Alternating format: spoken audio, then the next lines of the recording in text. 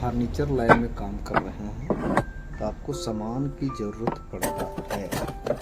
आपको सामान सबसे पहले अच्छा रखना पड़ेगा।